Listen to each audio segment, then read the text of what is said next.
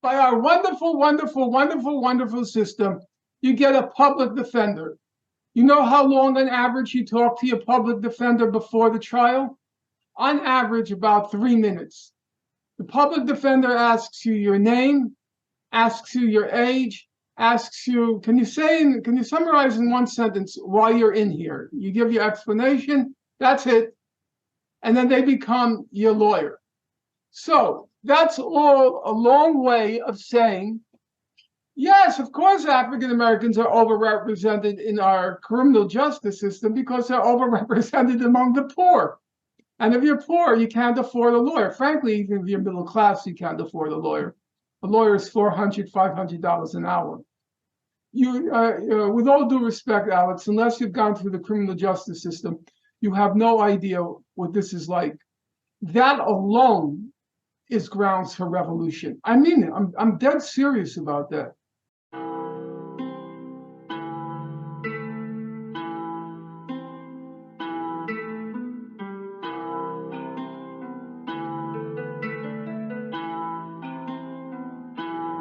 Oh my God.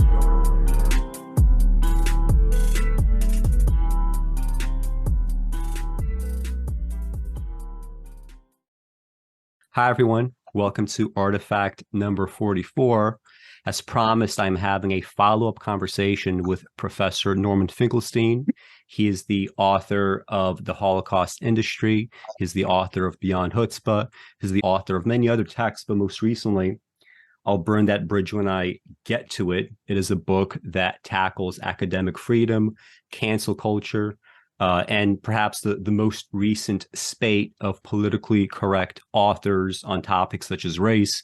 And that's what we're going to be covering on this show. We're going to be discussing some of these authors, Ta-Nehisi Coates, Kimberly Crenshaw, but specifically Robin DiAngelo and Ibram X. Kendi. And before we even get to the specifics of their books, I guess the big elephant in the room would be whenever you do read modern day texts on race and racism, one thing that comes up again and again is this idea that there is no biological basis for race or racism, which to me, it just strikes me as totally wrong. First of all, you could imagine a racism even without race, in the sense that you could have, for instance, prehistoric groups growing up in a certain village. 10 miles over, there's another village that if you get caught, without a family or friends, you might get killed. They might look exactly like you. They might sound exactly like you, but maybe they dress a little bit differently, or maybe their linguistic patterns are a little bit different.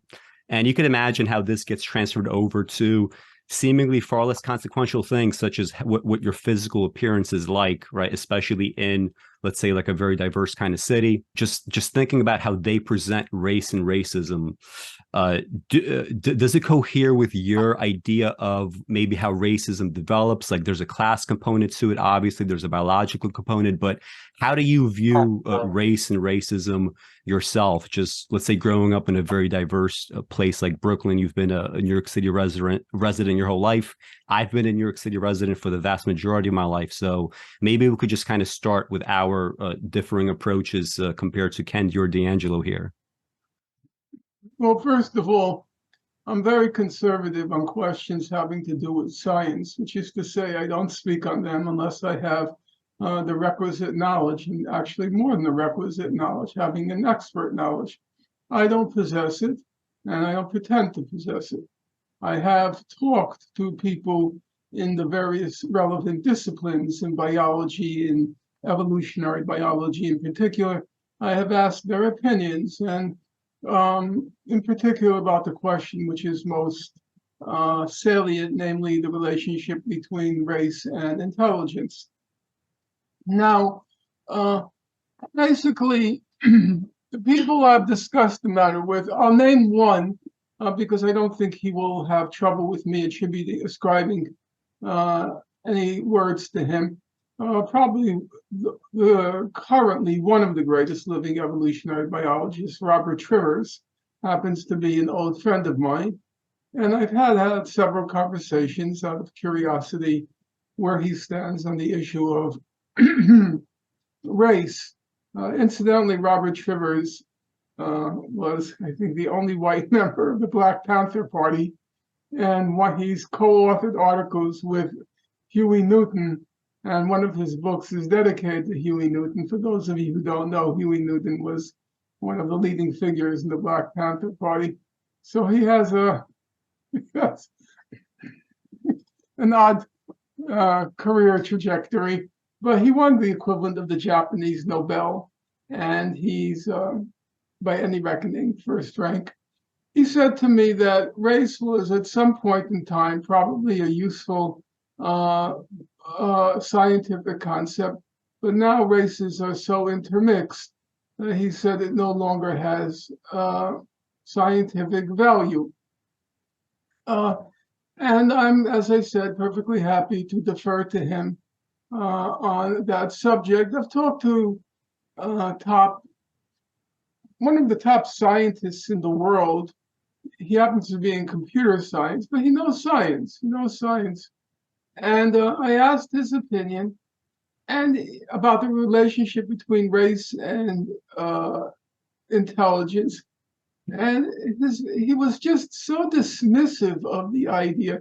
He wasn't dismissive in a politically correct way. He's a scientist. He's a very serious scientist. I'll even give his name because I don't think he'll mind. His name's Mihalis Yannakakis, and he's over at Columbia University. By any conventional standing, he's one of the great living scientists in the world, with all the medals and all the awards.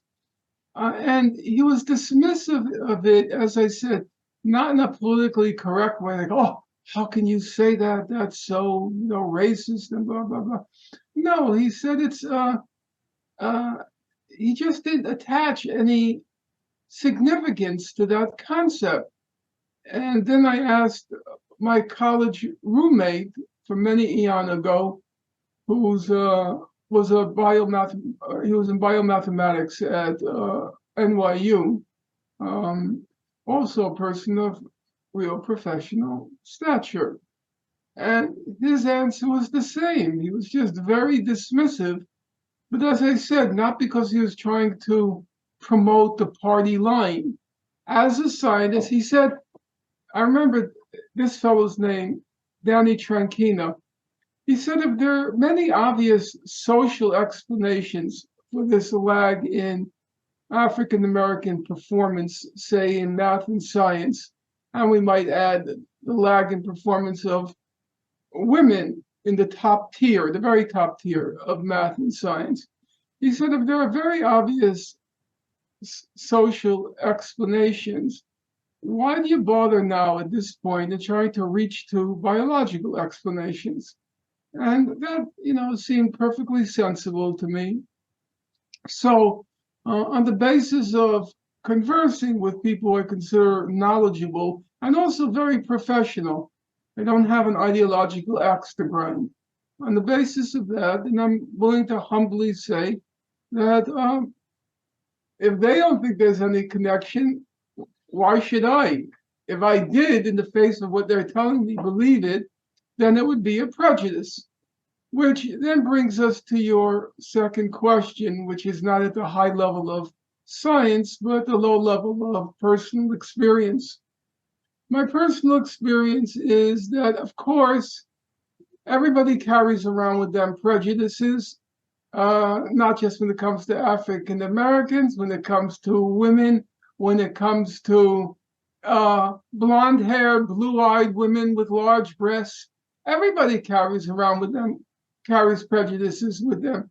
It would be hard to have grown up or have grown in the soil of American society and been immune to those prejudices. For me, the question is not whether you carry the prejudices, it's what you do with them. Do you acquiesce in them? Do you encourage them? Or do you fight them and struggle with them? That is to say, to keep reminding yourself, Norm, that's a prejudice. Norm, that's bigoted. Norm, you have no basis for really believing that. Or, Norm, give the guy a chance.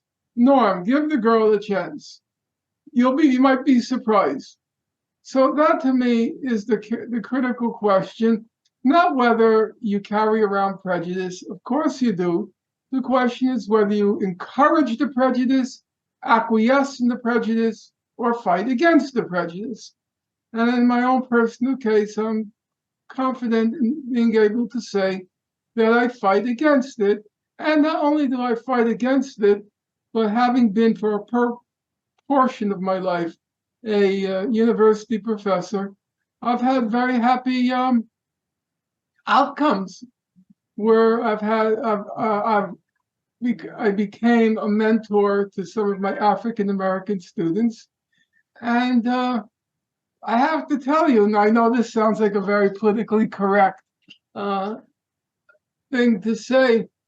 I have a couple of students, and I read their stuff. They send it to me periodically, and I say to myself, Norm, speaking honestly, that's better than you could have done at that age.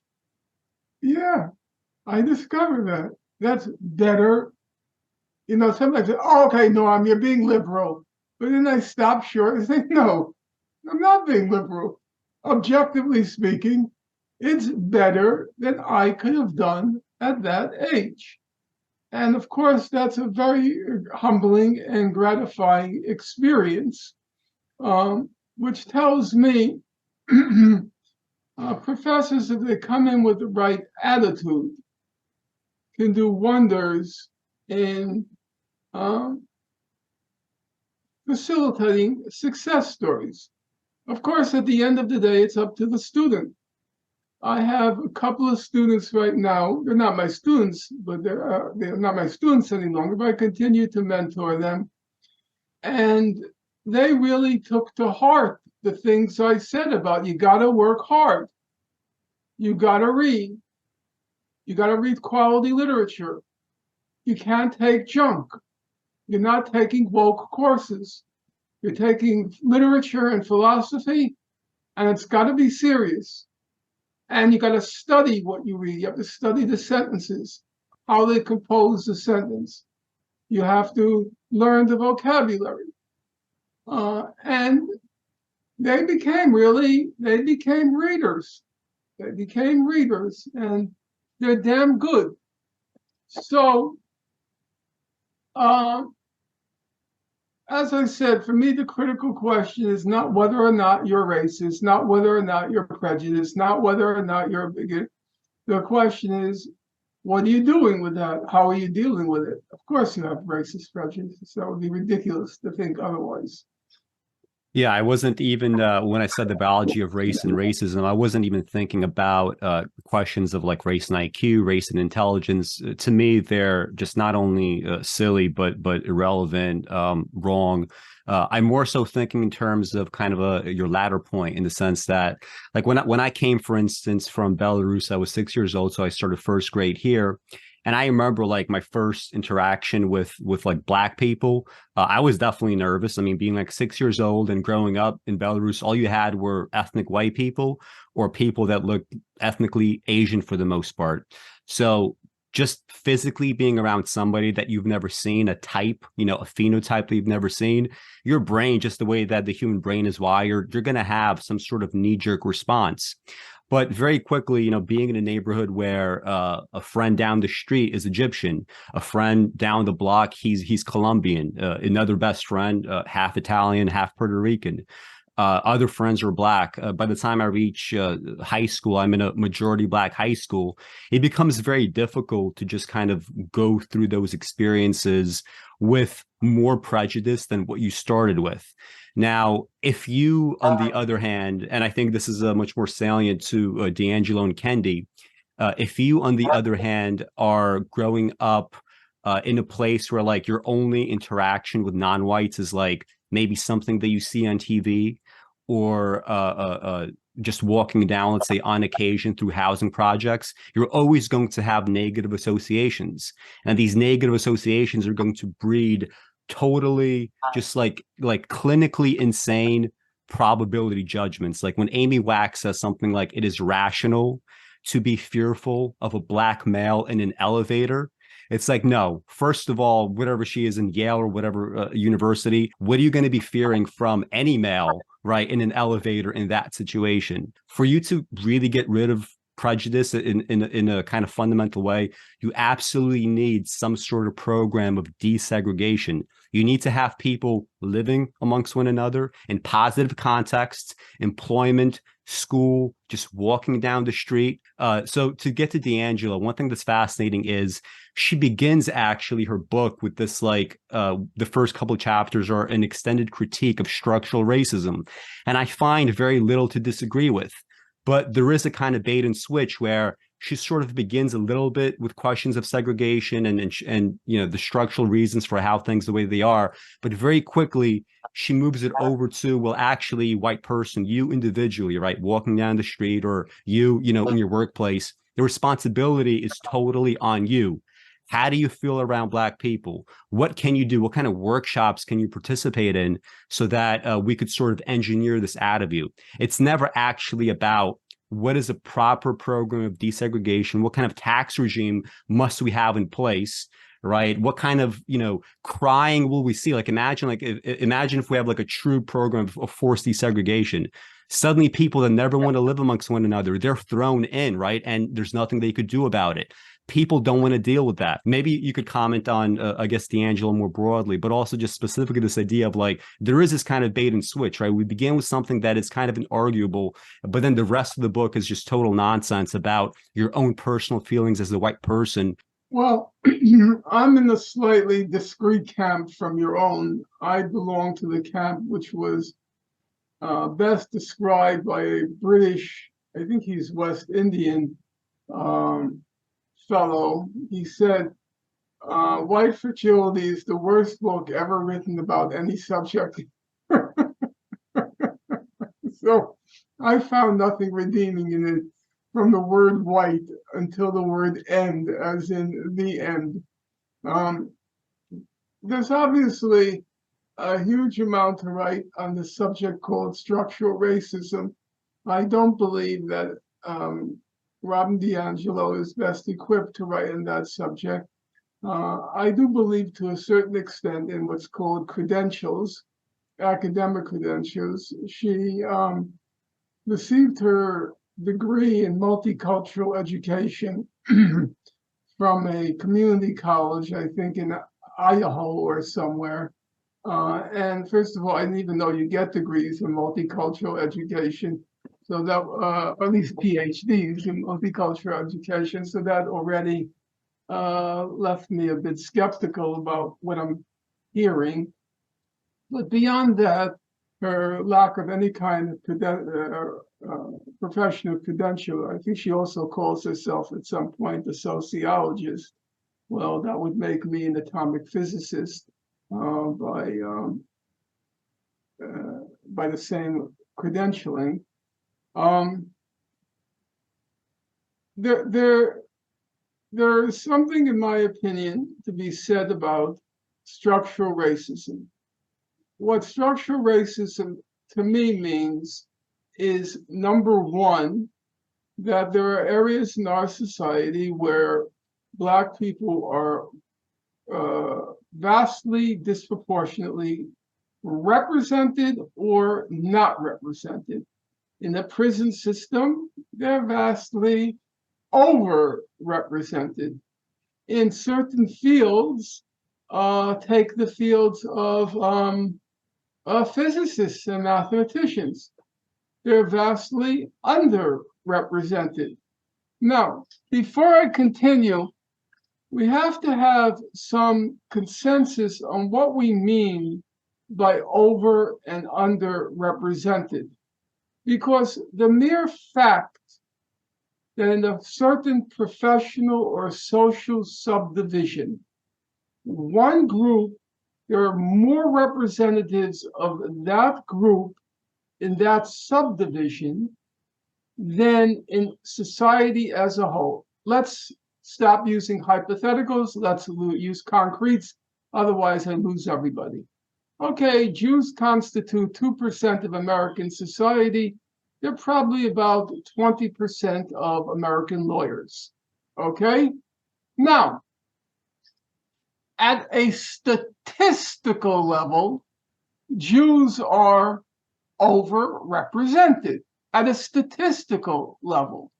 However, what if, for simply cultural reasons, Jews, for cultural reasons, they gravitate towards law? All right?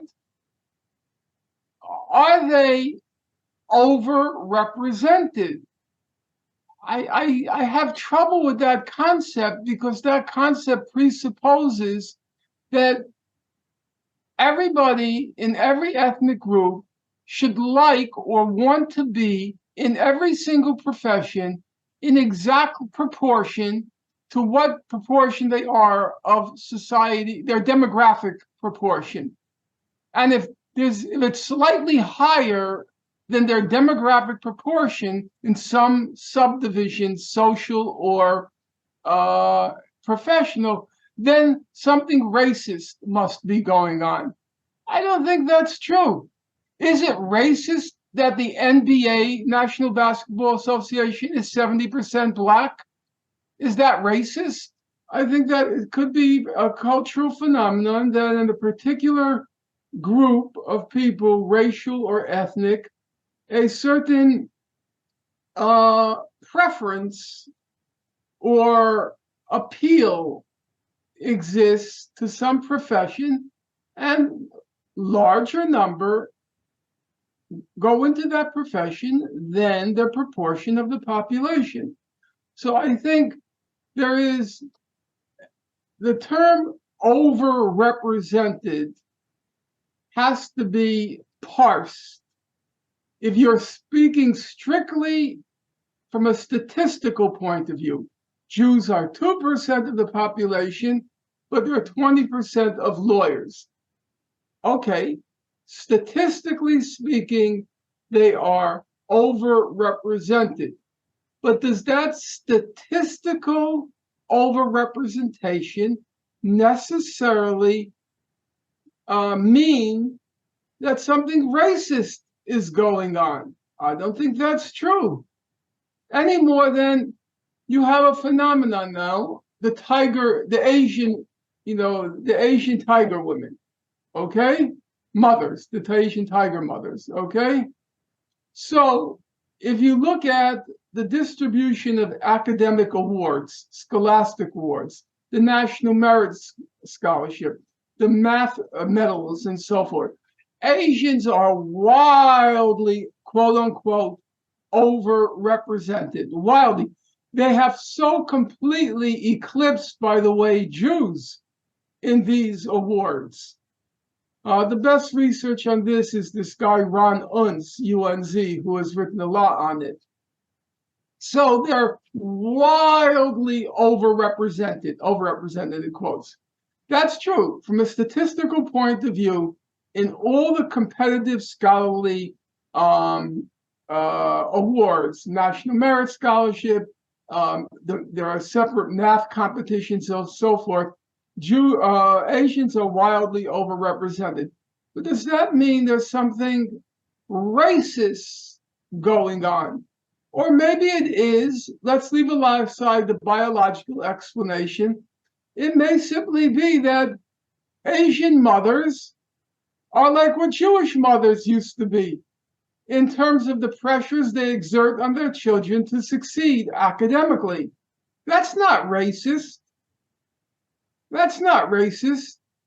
So I think the assumption that overrepresentation necessarily means racism, or as it's now called, the disparities. So long as there is a disparity between the percentage in population versus percentage in a particular professional field, that's racist, and that disparity has to be eliminated. Well, I don't agree with that.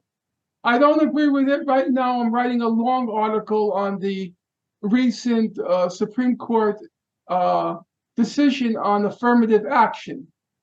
And the two dissents, as you know, Roberts overruled affirmative action. The two dissents are written by Justice Sonia Sotomayor and Justice Ketanji Brown Jackson. And Ketanji Brown Jackson in particular is very emphatic that wherever there is a disparity, there is racism. And affirmative action can't end until the disparities end. I don't agree with that. I like Ketanji Brown Jackson, but I think she's caught up in all of this woke ideology about disparities. I don't agree with it. I don't agree that every disparity between proportion of population and proportion in a particular professional field traces back to racism. It leaves out culture, and it leaves out, sorry to say, and I'm going to say it, it leaves out personal initiative and personal responsibility. I read enough of W.E.B. Du Bois, the greatest of the African-American scholars in the 20th century, and nobody has obviously superseded him in the 21st century thus far.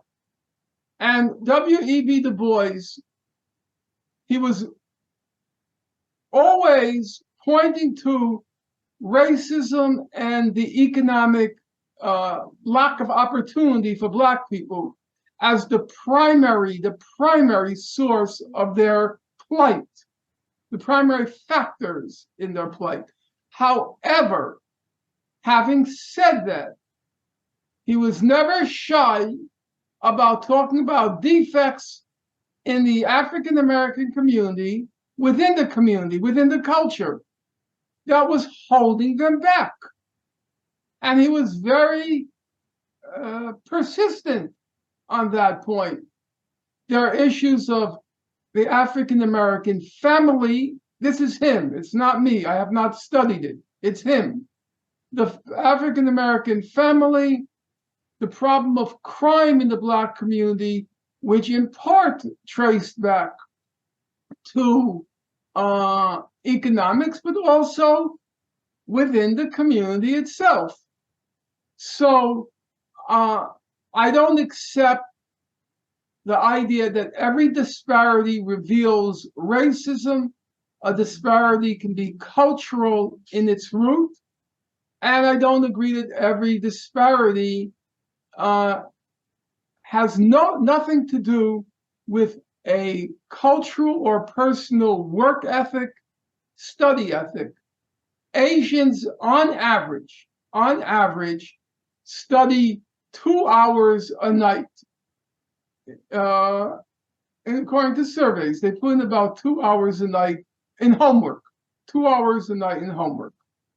African Americans, the same surveys show about a half hour a night doing homework. That's going to have consequences in your academic performance. Now, you may say, well, that may trace back to bad schools, bad teachers, and so forth. And there's probably an argument there. And also, by the way, it traces back in part to the baggage that teachers carry with them when they walk into the classroom. Is a math and science teacher going to have a higher expectation of an Asian student than a Black student? Absolutely yes. Will that have a consequence in terms of the student's performance? Absolutely yes. So I'm not going to discount any of that. I know it exists. On the other hand, I am not going to turn every Black person into a hapless victim of our society, and that they are unable to do anything for themselves. Any lag in their scholastic or professional lives traces back only singularly, exclusively to racism. No, I don't accept that. And I was very disappointed in Ketanji Brown Jackson that she did articulate such a narrow, woke view of the universe, this what's now called this disparities discourse.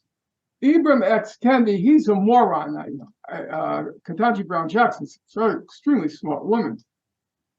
Ibram X. Kendi is a moron, but he too, everything is with the disparities. We have to end the disparities, and all the disparities trace back to racism. I don't accept that. Now, let's talk about a different kind of disparity. How about the overrepresentation of Blacks in our criminal justice system? Now, does that all trace back to racism? I would say a large part of it traces back to classism. If you're poor in this country, you can't afford a lawyer. And without a lawyer, you're going to have to plea bargain. It's as simple as that. I'm not boasting about it, but I have been in the criminal justice system many times. I've been arrested many times, many times. And I was also involved, like I just came out of a case with Optimum. I sued the Optimum a telephone company. It was a long case. It was 5 visits to the court, 7 visits to the court. The trial went on for quite a long time, kind of wiped me out. You can't do anything without a lawyer. I did pro se. Pro se means without a lawyer. It happens by some stroke of luck. There is a God. I had a decent judge. But in general, when you're in a criminal case, you cannot utter a word, not one word. You know that thing they say, you have your right to defend yourself? Forget it. BS, complete nonsense. The judge will not even look at you. The judge will not. You're a spectral presence. You can't say one word in court. Everything has to be done through the interlocutor, your lawyer. Yes, by our wonderful system, you get a public defender. You know how long on average you talk to your public defender before the trial? On average, about 3 minutes. The public defender asks you your name, asks you your age, asks you, can you summarize in one sentence why you're in here? You give your explanation, that's it. And then they become your lawyer. So that's all a long way of saying, yes, of course, African Americans are overrepresented in our criminal justice system because they're overrepresented among the poor. And if you're poor, you can't afford a lawyer. Frankly, even if you're middle class, you can't afford a lawyer. A lawyer is $400, $500 an hour. With all due respect, Alex, unless you've gone through the criminal justice system, you have no idea what this is like. That alone is grounds for revolution. I mean it. I'm dead serious about that.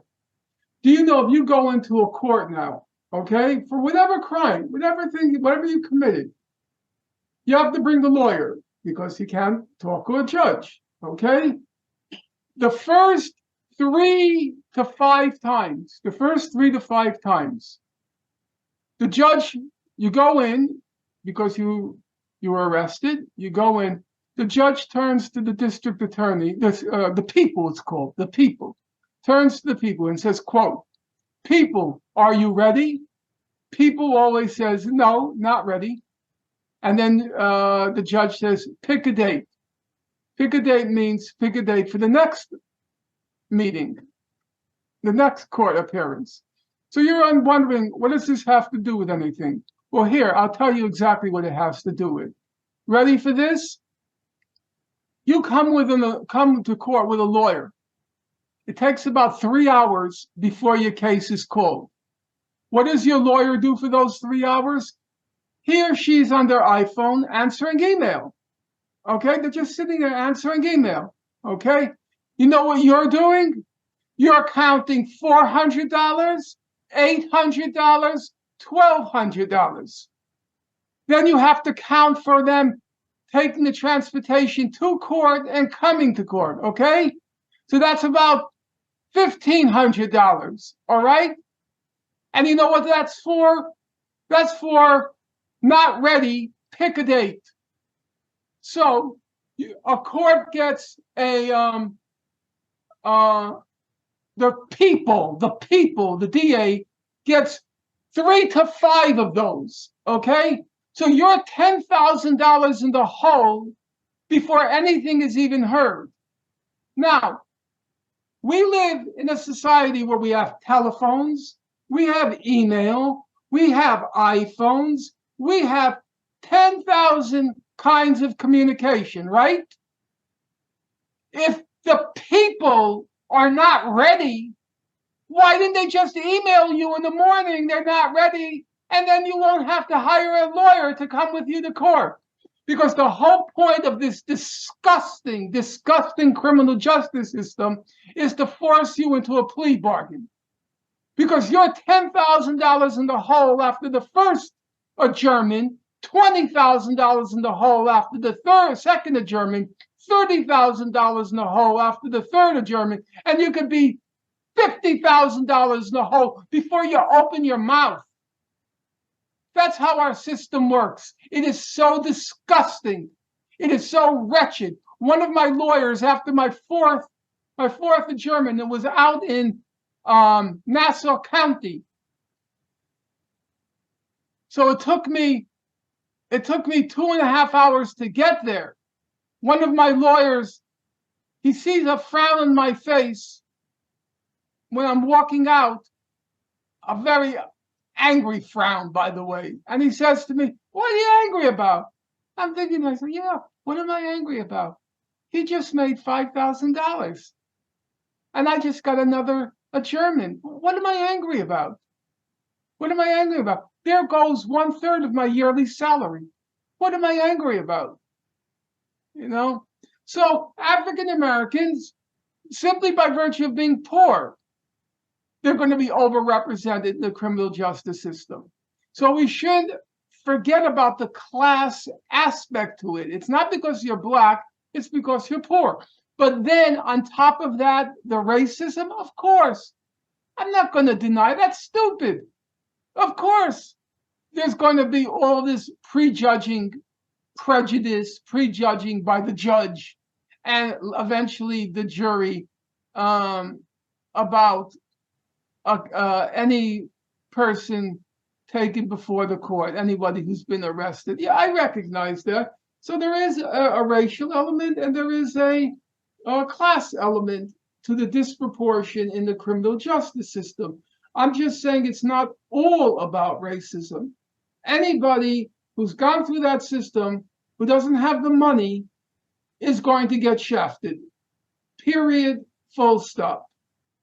One theoretical way that you could sort of perhaps not test, but at least understand maybe how racism might play into just, you know, all these disparities in criminal justice is when you look at the disparities between men and women that commit, for instance, identical crimes to men, they do get on average something like a third or perhaps a little bit even more lenient sentences, right? And you could, you know, and there is, of course, to get back to biology, there is a biological basis for this, right? Men in knee-jerk fashion might feel kind of like, you know, it's that white knight psychology, right? We want to save women. And also, I definitely think there's something to the idea of we need some sort of synthesis of a material and cultural analysis specifically, and especially when it comes to race, in a way that kind of like blows apart the typical like left-right divide, right? I think you could have a coherent synthesis that doesn't, you know, paper over things that should not be papered over. And in fact, that's like one of the reasons why I was disappointed with Cornel West's Race Matters. He sort of goes in that direction, but, you know, these chapters are like 2,000 or 3,000 words each, so that he can't really develop that. But I want to get to like maybe some of the specific examples that you just listed. Like, so for instance, like this idea of, is there racism inherent in the fact that there's way more Black NBA players versus white NBA players? Now, as a kind of practical matter, when I walk down my neighborhood, 4 blocks away, there's a basketball court. 8 blocks away, there's another basketball court. There's some major basketball courts further on, about a mile away. You go a half mile another direction, there's a basketball court. I see no baseball fields. I see no soccer fields. And it seems to me like, first of all, there is obviously like a cultural reason why that's going on, but it's like just even like by the time you get to the cultural part, right, there is this, that famous line, existence precedes essence. There is something going on, even if you want to get rid of like the financial question, there is something material happening first where, like I think there's a reason why so many Black kids, for instance, they might start really playing basketball because maybe they see this is kind of like the only way out. Some other kids, they might see selling drugs is the only way out, right? There is, and that's not to downplay the purely cultural element to it. But I think even in questions of culture, if you do any kind of synthesis, there is going to be like a little bit of some sort of material baseline that is creating all this. I mean, like even if you do want to play soccer as a Black kid, there's nothing around here, not in this neighborhood, right? You're not going to play soccer. You just won't. Well, in my neighborhood, a soccer player, we're both from Brooklyn. Soccer players go to Prospect Park. There's lots of soccer going on there. There are major Caribbean leagues playing soccer. Look, I'm not going to deny any of that. It'd be stupid to deny it. Of course, that's true. There are very few Black tennis players because there are very few Black tennis courts in Black neighborhoods. Of course, that's true. Same thing with swimming. How many swimming pools do you find in poor neighborhoods, Black neighborhoods, whatever you want to call it? Of course, I see that, but I don't go for the idea that, let's say, there are Blacks represent 10% of the population, but they're only 9.5% of the legal profession. Aha! Racism. We need affirmative action. No, it may not be racism. There could be disparities without racism. No, it could just be whatever kind of cultural explanation, whatever kind of fluke. I don't know what it is. But there's a way of saying that whenever there's a disparity, there's got to be racism. And then it leaves out any possibility of individual responsibility, cultural difference, and things like that, which might not totally explain the phenomena and maybe not predominantly explain the phenomena, but it's an element. It's an element, and we shouldn't forget that element. And there are elements of, as I said, the surveys show Asians do their homework 2 hours a night. In African American homes, it's about a half hour. And then there's a reverse proportion of time spent watching television. Now, I'm going to be perfectly honest with you. Why shouldn't I be perfectly honest? I spent much too much time as a kid watching television. You want to hear that? When my friends were reading, I spent much too much time watching. And you know what? I pay for it till this day.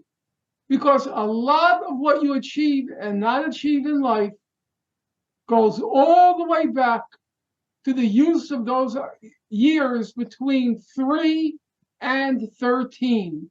That's a fact. Those years are fundamental in how you turn out in life. So I freely admit, I spent way too much time as a kid chasing girls, trying to be popular, trying to wear nice clothes, and that had real consequences.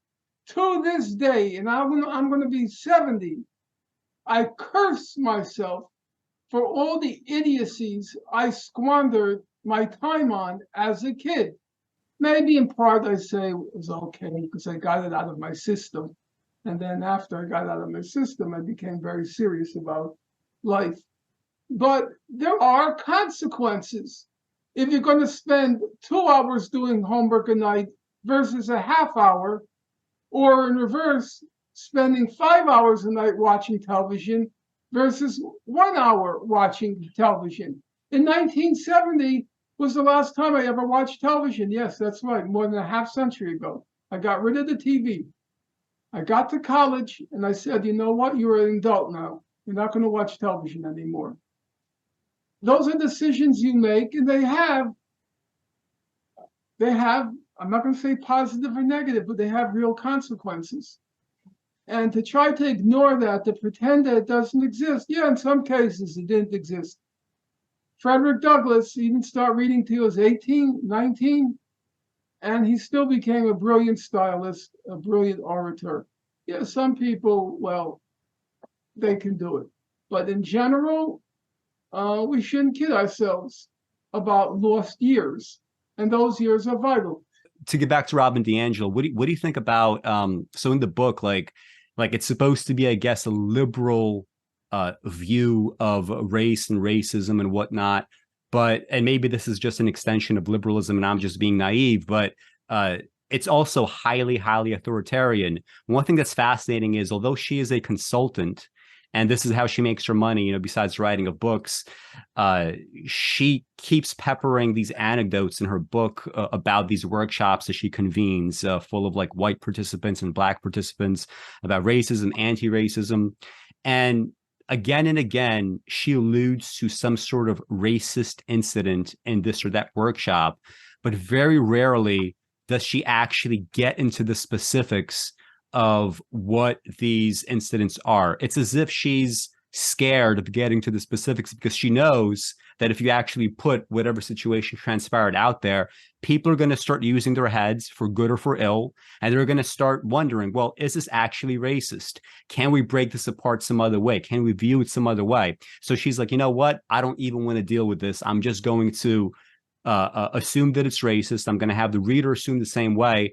And also, by the way, if you start arguing back, and she does say this part explicitly, if you start arguing back either as a reader or as a participant in one of these workshops, that's simply because you have a lot of racist feelings. So not only does she just totally, you know, sidetrack any possible conversation and put an end to it in that way, she also kind of really gatekeeps a very, very specific interpretation of racism, her specific interpretation of racism that benefits, for instance, like her job, right? This is what she does professionally. And, you know, it's almost like designed in a way where, like, if I were to like run this thought experiment of, oh, if I were to design a book and an anti-racist program that is specifically tailored to get as many people against you as possible, get as many people against the notion of anti-racism as possible, make people as resentful as possible so they can't be part of any real long-term political project, it really would look like this book. I don't know if you have thoughts about that. I found the whole premise of what she's doing so completely ridiculous that it's just obviously it's a business. DEI has become a business. They hire all these people. Companies pretend to be fighting racism. People make a living off of it. They use this expression, we're interrupting racism. What does that mean? What do you mean you're interrupting racism? Stop. Racism, stop. It's just a moment's reflection. It's just the stupidest thing on God's earth. How do you interrupt racism? What does it mean to interrupt racism? And there's also an assumption there, right? If you interrupt, it's almost as if you are expecting it to come back in full force, as if like you're hitting pause in a cassette or something, and then it's just continues on as it always did. Racism is as omnipresent and omnipotent as they make it out to be. Then interrupting racism is the equivalent of a twig on a train track interrupting a high-speed locomotive heading in the twig's direction. Mm-hmm. If it's really as omnipotent and omnipresent as they claim, how could you interrupt it? How could you interrupt it? Who even needs her? Workplaces nowadays are overwhelmingly integrated. If you have differences of opinion, okay, there may be a human relations. No, I take that back. Then you should learn to have the courage and the spine to just call it out. You say, you know, as people do nowadays, I don't like what you just said. Okay, fine. And then you can argue it out. You can harbor resentment. I don't know what you could do.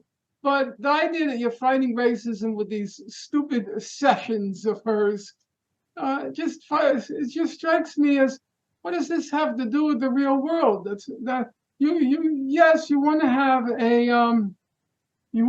a congenial workplace. That's true, and people should be able to express their differences and the fact that they feel insulted. Look, guess what? People feel insulted by 1,000 different things. People in general, myself included, can be thin-skinned. Somebody can make a reference to Jesus, did you see her on TV? She is so fucking fat. And then there is a fat person in that room. Are they going to feel hurt? Yeah. Or somebody says, I went out with this guy last night. Couldn't believe it when the door opened. He was so fucking short. And then there are going to be short people in the room, and they're going to be hurt. Hurt, self-consciousness, skinnedness. That's all part of life. You can't eliminate it. And guess what?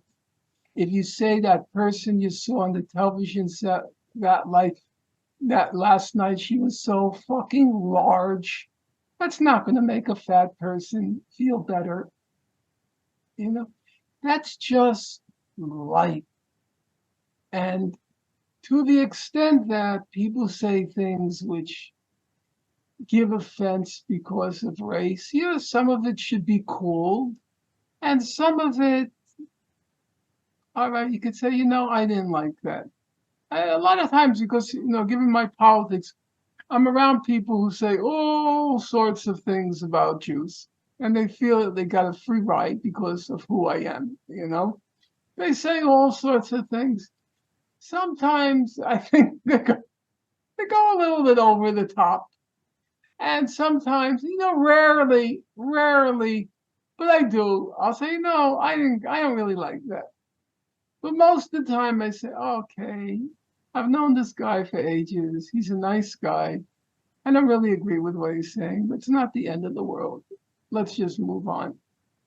So I don't see what's the function, aside from making money, what's the function of these people? You have work relationships, and you try to work them out individually. And sometimes you might talk to another coworker and say, he or she said that. And then they'll say, okay, I think we should talk to them about it because that's really wrong. That's just, it seems to me that just comes with the turf, and it's part of being life. And I don't see any function she serves. I don't even understand. She acts like Black people need her as an interlocutor. Well, guess what? Black people, we're told, are very articulate. Why do they need her? Why do they need her? They can't speak for themselves. Black people are so shy. They're so reserved. They're so reticent. Not in my experience. They're quite able to defend themselves, just like everybody else is able to defend themselves. And if they do come from, let's say, the South, and they are church going and they tend to be reticent, then they can always go over to another coworker who's a slugger, who comes out, swinging, and tell the coworker, and then it gets resolved anyhow. I don't even see the purpose of these DEI folks, except to wreak terror, where everybody's walking on eggshells, terrified. I have a student, a young fellow now. I'm going to have to get off, but we can continue it. There's no problem. A fellow, I won't tell you his name because he'll get in trouble. Brilliant young man in the classics, like your field, where you did some classics, right? That was one of my majors, yeah. Right, in the classics. And he's at a top school. And he tells me the classics have now been hijacked by transgender people. And I say, what is it like in class? He says, I'm absolutely terrified to say anything. And I said, I should say he's in the PhD program. And I said, so what are you going to do when you go into the job market? He says, I'm not going to. I'm finished. I'm quitting. I'm not going to. It's impossible in those programs now. So this whole woke, hyper race conscious and gender, so-called gender, because gender has no more meaning, so I'm going to call it sex, hyper sex conscious atmosphere, yeah, it creates a reign of terror. People are absolutely terrified to say anything anymore in class because who is it going to offend? Yeah, so that's been an effect. But in terms of is there any necessity for it? I think it's ridiculous. It's painting these folks as being, like African Americans as being so passive and so filled with victimhood. That's just not true. You go to a post office and you have an African American clerk. Are they passive? Not in my experience. You call up a company and you get a person answering the phone who's clearly of, African American or Latino background. Are they suddenly very deferential when they hear my name is Finkelstein? That's not been my experience. This is one of the benefits of like diversity that people underplay. You like if you've never been around people that are like a little, less deferential than you're used to, a little more aggressive, a little more kind of like not with the bullshit, whether it's like Russians, whether it's black people, like you're actually like not testing yourself in a way that's going to be useful to you. Right. So why do you need her? Well, she hangs out like she says, black people trust me. No, Robin, black people think you're a stupid flake. They know it. They know it's a gimmick. They know you're a flake. They don't trust you. And we don't need you to moderate these sessions. It's all completely ridiculous. Interrupt racism. And maybe right before you go, we can make a couple of wild surmises about Robin DiAngelo's psychology, because I'm sure just like me, you felt as you were reading the book, like there is like just like something disturbing going on with her. First of all, she's a complete sicko. Yeah. Anybody, the worst Jews are the Jewish converts because they're so out to prove they're really Jewish that they always the black Israelites, the most of all, the Hebrew Israelites, the black Israelites standing in Union Square, getting white girls to kiss their boots and maybe go home with them. It's different. That's sadomasochistic. But I'm saying Jewish converts are always the most pro-Israel because they're always trying to prove how Jewish they are. And so she's always trying to prove how down with the hood she is. She's a complete sicko. At the point in the book when she says all white people think blacks are monkeys and apes, and I'm thinking to myself, well, Robin, I think you gave away a wee bit too much at that moment.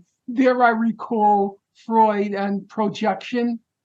Yeah, one thing that's very disappointing about all this is like, I'm not sure if you know about her biography, but she did grow up in actual poverty. She had like definite stints of homelessness, actual homelessness. She went to college very late in life. Let's just be a little controversial, call it the Glenn Loury problem, right? In the list of people that are disappointing based on their backgrounds, right? They should know better.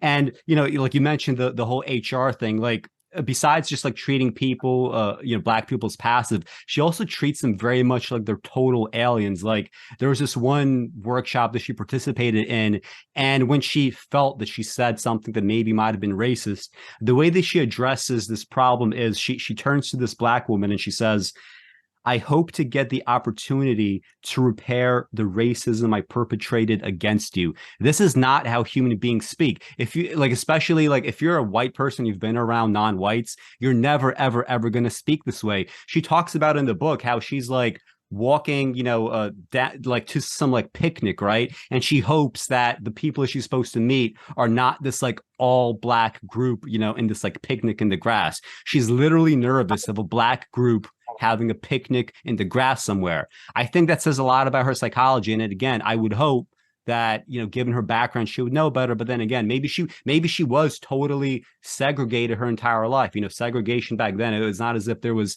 necessarily a lot of race mixing, even if you were equally as poor.